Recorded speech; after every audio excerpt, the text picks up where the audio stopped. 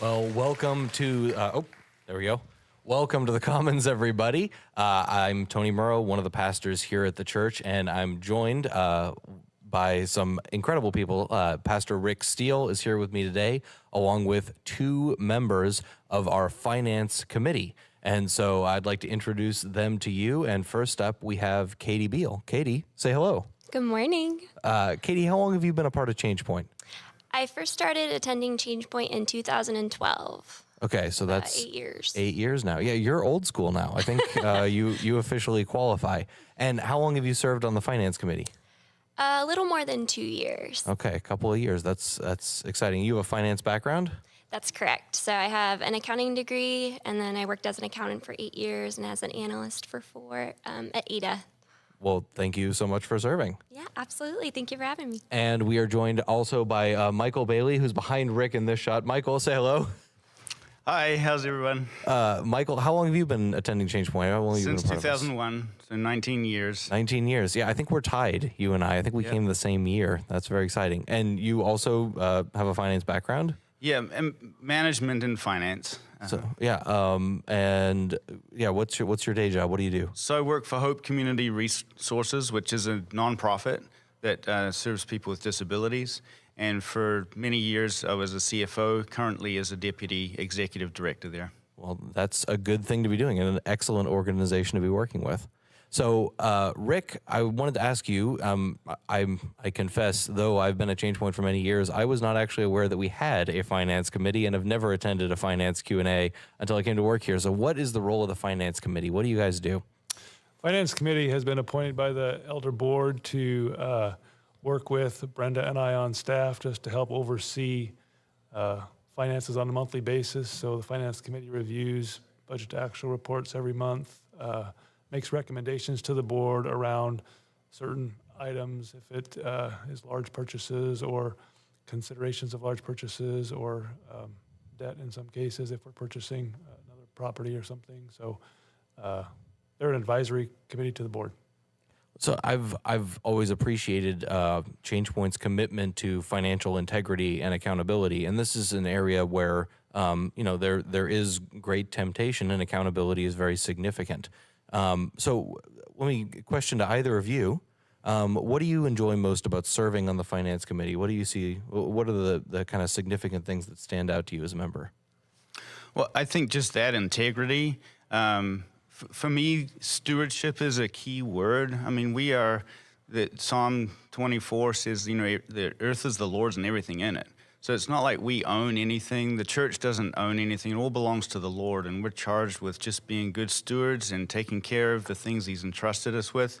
And I think this really bears out within the Finance Committee, and appreciate people with expertise like Katie even looking at it. So. Yeah, what about you, Katie? On a personal level, I would say I really enjoy serving. And although I've had the opportunity to serve in some other areas like the children's care, being able to bring my skill set and serve in a really tangible way is really rewarding. And I would just echo what Michael said about stewardship. That's really important. And seeing your pursuit of that and willingness to open up to the financial oversight, that's good leadership. Yeah, we have multiple levels of financial oversight here at Changepoint, don't we, Rick? What all levels? What all do we do in the name of financial accountability and integrity?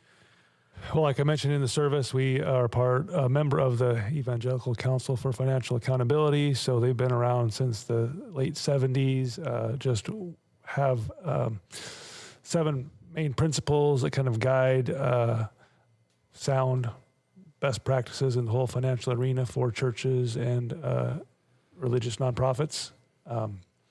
Part of that, but even before we were a member of ECFA, we undertake an annual audit, financial statement audit from an independent certified public accountant. So those are a couple of things. We also have several other members, like you mentioned earlier, on the committee. Brandon Renner serves on the committee. He's a financial analyst here in Anchorage, working for an investment firm. Chris Wright is on the committee, currently a police officer, but used to be a compliance officer for an investment company. Deborah Wolkoff is a CFO at a organization here in town, and Brenda Hansen is also the other staff member that serves with me on the finance committee. So Pretty tremendous talent pool, honestly. That's great. Overseeing our financial accountability. That's really fantastic. Brenda and I, as staff people, are very thankful for the input of the team and council, and take a lot of reassurance in them being a part of all this with us. So. Now, you mentioned serving in Adventureland, Katie, and I know because we've gone to church together a long time, Michael, that you also served there. So you both have a heart just for the church and for the community, and that's tremendous. Tell us a little bit about the places that you've kind of served over the last. Well, Katie first. Okay. So where are all of you plugged in here at Changepoint? Yeah, so a couple of years ago, I did enjoy serving at the Adventureland, just helping families get checked in. Since that time, I've had the opportunity to start serving more on the business side of things. So pre-COVID, I was able to come in every week and help Brenda, the financial director, with some accounting tasks. But outside of that, I just also really enjoy being plugged in and enjoying my life group. That's a really integral part of my life. And You want to do a shout out? hey guys. Shout out to the life group. And Michael, you're involved all over the place here at the church. What's captured your heart? Well, so for 15 years, I also served in children's ministry, and that was before we had kids. So if anybody's thinking about starting a family, a great place to start is volunteering. It might cure you of wanting a family, or it might really encourage you to jump right in and know that you get a support team around. And, throughout there's lots of milestones, family milestone events and training, and it's just been invaluable for us. So want to invest and grow with our kids as we went through there.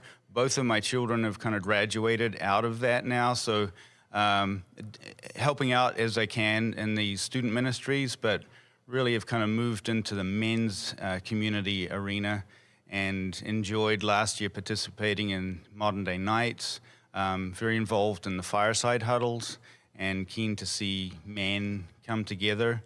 When I came to this church, 18, 19 years ago, I didn't know what a vision for authentic godly manhood looked like, and Dan Jarrell taught a series that is resonating and staying with me. By the way, congratulations to Dan and Kathy on 38 years of marriage. Yeah, congrats to the Geralds. That's wonderful. Now, Michael, I detect a hint of an accent. Is that Georgia? Is that like a Texas? It's way further south than you're thinking. I'm originally from New Zealand. Yeah, so I have dual citizenship here, but we still stay connected with family and friends in New Zealand too. I think that might be the only place on Earth that can go head to head with Alaska for beauty. New Zealand is an impressive place. Impressive place. So, Rick, you mentioned ECFA, and we've talked about that a little bit from the front. We've talked about that certification. What is involved in that, and why do we care? Yeah, well, it's just one of the things that we want to do is have people have confidence when they give here that we're handling things in a way that is consistent with best practices. And a national organization like ECFA can help with that. There's a certification process you go through when you become a part of ECFA. They've got 7 principles, and I don't have them all memorized, but things like doctrinal issues. We need to have a written statement of faith. Governance. Every organization is governed by a responsible board of not less than 5 people, a majority of which are not on staff. Which is who we're talking to today. Right. There's the board. Okay. The financial oversight, a committee made up of independent members, either the board or designated by the board. So that's actually the committee here, and a public audit, like I mentioned earlier. Use of resources in compliance with laws kind of goes without saying, but one of the things that you certify is that you're going to conduct business consistent with the laws of the country. Transparency, so that involves financial statements being available to those who submit a written request or have questions about finances at the church. We go a step further here at Changepoint. Our financial statements are available online at changepointalaska.com/give. So if you ever want to look at that financial statement, it is available for you. Yeah, every month that it's posted. There's also a standard about compensation setting and related party transactions. And then That's the no private jets rule. None of the pastors here at Changepoint are going to be driving around in a Rolls Royce. That is just flat out. That we're not going to be doing that. So go ahead. And the seventh one is stewardship of charitable gifts. So that involves truthfulness in communications, giver expectations and intent. Us honoring the giver expectations and intent. Communications around charitable gifts, acting in the best interests of the givers, and then that. In some things around fundraising, what you can and can't do as it relates to fundraising. So yeah, so that has all kinds of components then and implications. But things like Promised Land, for example, come to mind. People who pledged money to the Promised Land Initiative, all of that money goes to the Promised Land Initiative. It doesn't get reshuffled into a general budget and moved around and et cetera, et cetera. When people give that designated giving, it stays there. yes. So, yeah, and just speaking to kind of those general issues of stewardship, I know you have definitely impressed upon us as a staff the significance of, every dollar that we spend here is a dollar that someone gave to the Lord, and that's big. That's a big thing. Yeah. I mean, giving is an important part of our spiritual life, and not more important than spending time with the Lord in prayer or reading His Word, but it's important. Jesus spoke about it a lot when He was on the earth, and there's a reason, I think, because it is matters of the heart are wrapped up in finances, and so if we hold that with an open hand and look to honor the Lord with our resources, then I think the rest of our life will follow. Michael, I see you nodding like a man who has a strong view of biblical stewardship. You got anything you want to add there? I'm just endorsing what Rick is saying. I think, it's important to understand the church is not a business. I mean, there are some business principles we have to keep an eye on, but it's a family. It's a church family, and really the conversations that we have in the finance committee are much like you'd have around your kitchen table around your own family finances. Can we afford this? Is this the right thing? Is this what God really wants us to do with these resources? So I think those are the types. There's no wrong question. There's no dumb question, because it's important to ask questions to seek what does God really want us to do. And I think we can see throughout this past season how He's leveraged resources in ways that we couldn't have imagined a year ago to His benefit, to His glory, and yet kept the financial situation very stable, and people giving because they can see the mission being fulfilled. It's not about money. Mission takes money. But we entrust that to God, and then we just got to keep an eye on that we're doing it in His way and not just following, the book-learned business principles. Yep. Well, you bring up that metaphor of the church being a family, and certainly that's biblical. It's all over the New Testament, and I think about that as it specifically relates to finances. And we may not talk so much about family finances until they become a real issue, but when they do become an issue, that can be really, really painful. So thank you again for having those dinner table conversations for us. Katie, what do you see kind of in your role as a member of the finance team, and how it fits into stewardship? What is it that appeals to you about this position? I really enjoy the way that the leadership is putting into action that transparency, that value. We're very open with the financial information.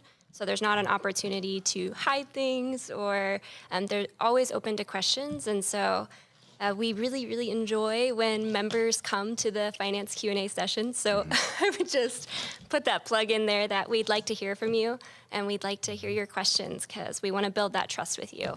So let's talk a little bit about that and people who have questions. Rick, we've talked a little about the finance Q&As. Can you tell us a little about that? And then what about if people have questions about how finances are handled in the interim?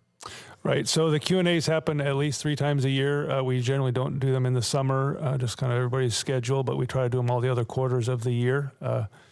We try to let people know ahead of time when they're going to happen. They're usually after or between services at 9:30 and 11:30, so at 11. We invite people to come and ask questions that they might have about what they see in the online reports. I think you mentioned something earlier about people are really interested in finances when it's not going well. So on the one hand, there's oftentimes not many people at our finance Q&As, which is a good thing in one sense because it reflects that people aren't really super concerned about that, but Just trust. I do think that we would love to have more people attend and be knowledgeable about kind of the decision-making processes and certainly ask questions. You asked about in the interim, so my email, Brenda's email is on the website. Email us at any time, call us at any time. We're happy to meet you for coffee, meet you here, meet you at your place of business, answer questions via email, whatever. We want to be responsive to the people in our church family, and we're grateful for the people in our church family who give and who are interested in what God's doing here and how he uses finances to accomplish it. That's fantastic. And I, of course, appreciate your transparency, all these different ways that we can get in touch with church leadership and have questions answered and make just, it's open. It's open. You mentioned just now when you were saying about the finance Q&As that, you want to let people in a little bit on the decision-making processes and things like that. Is there anything that you'd like to share with the whole church family here before we go, or I think, a couple of things, just I mentioned it in the service as well, but just thank you for your general giving and your Promised Land giving in the last 3 months in particular. Yeah, what's that been like? We haven't heard too much. I mean, a little in VisionCast, but yeah, what's the situation? So through the end of May, we're a little bit ahead of budget from a general giving standpoint at Raspberry and at 2 of the 3 campuses, just a little bit behind at one campus, but all the other campuses are growing in their giving on a monthly basis, which is really encouraging. Promised Land has been incredible. We've got a number of people, multiple, tens of people, not hundreds of people, but tens of people who've given more than they originally pledged initially, or who have given and didn't pledge. So I think we had 580, 90 some odd households that pledged at the beginning of the 3-year campaign. We're just over 2 years in, so it will end next May. And there's been several $100,000 given that are above pledge or that people didn't pledge. There's been a few people that pledged that haven't given for different reasons, moved out of state or different things like that. But overall, we're ahead of where we thought we would be at this point, just kind of from going into it. And so just kudos and thank you, church family, for giving to the Lord and his work. You're a part of this work with us, and we want to be on mission with you to declare life in Christ to Alaska and the world beyond. And whether it's through our services, through our children's ministry, student ministry, whether it's through our missions partners, which is a whole different topic, both local around the state and around the world, literally. God's given us unique opportunities to take that message of life in him to Alaska and the world beyond, and you guys all are a part of it. So thank you very much. So if you're just joining us online for the first time and you're wondering, what is Promised Land? What are these people talking about? Promised Land was a 3-year-long resource initiative that we launched specifically with kind of 2 goals, 2 visions. One was to make a significant investment in reaching the next generation. So that was the construction of a new student space here at Changepoint. We had them in kind of this back room loft thing, which, yeah, you got kids in student ministry. I got one coming into student ministry right now, so that was well needed. And then the other one was geographical. It would enable us to plant our first 3 Changepoint campuses at Tacotnew Commons in Northeast Anchorage, the Mat-Su Valley, and in Kotzebue. So come back. We talk about this stuff all the time, and you'll get to hear all these incredible stories of the ways that God is using the Promised Land Initiative and your financial stewardship to impact lives. And he is. He really, really is. Yep. So right now we're kind of in our planning process for next year as a church. We like to do that. When does our budget year start here at the church? September 1st. So it's kind of unique in that regard, but it kind of is set up to match our ministry year, which things kind of kick off in September. So September 1st through August 31st. And that kind of mirrors the school year. Different people are kind of out during the summer, and then we get back into school. Everybody comes back to church, and that's what we do. So our fiscal year starts September 1st. We're doing our planning process right now. How can we be, this question goes to anybody, how can we be praying for the finance committee and the leadership at Changepoint as we plan the next ministry year? Because it may be different, right? Mm-hmm. So go ahead.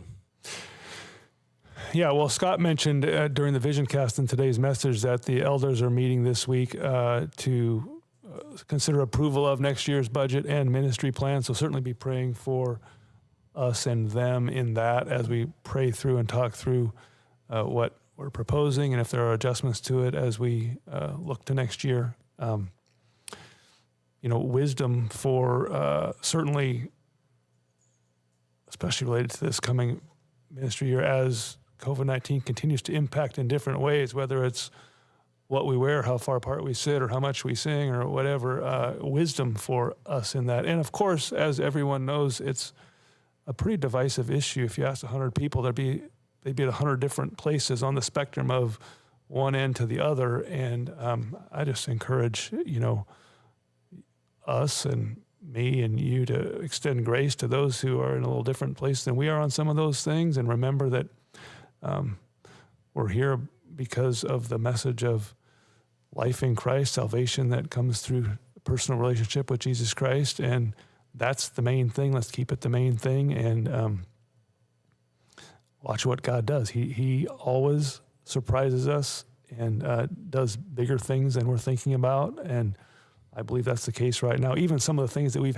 had to do by necessity, including online church, are ways he's preparing us, I think, to minister in the future. And so just be praying for God to give us wisdom in that. We don't want my best ideas, the finance committee's best ideas, anybody's best ideas. We want what the Lord has, and everybody who's a part of this is a part of helping discern that. Michael or Katie? Well, I think Rick said it very well, but just remember that in our name is Changepoint, and we have to stay solid on the rock of the truth of who Jesus Christ is and the gospel message, but also be willing to change and adapt to what's needed to get that out. And I think that we've been blessed in this American culture with a lot of freedoms over centuries that other countries haven't had, and they've adapted within their culture. And as we see some culture shift changing, how do we adapt to that while still remaining true to the message of hope that we all need even more than ever in these times? Well, you said it. Changepoint is definitely, we have had many different incarnations, and the Lord has used each and every one. So that's good. Katie, you have any final words you'd like to add but the people at home before we head out? I think that Rick and Michael summed it up pretty good. I just, add that we continue to pray for the health of our church as we're coming to this new year. So not just physical health, but, as we're adapting, as we're going into this new season, for the spiritual health of our church. And you mentioned how you've seen a testament of our church's, our spiritual maturity as we've continued to give. So just overall health. Did we have a question online? I don't see it. Can you read it to me? I've got a question coming in from one of our online viewers. Benevolence giving in this season. How's benevolence giving going during this time? Okay, so the question is, how is benevolence giving going during this time?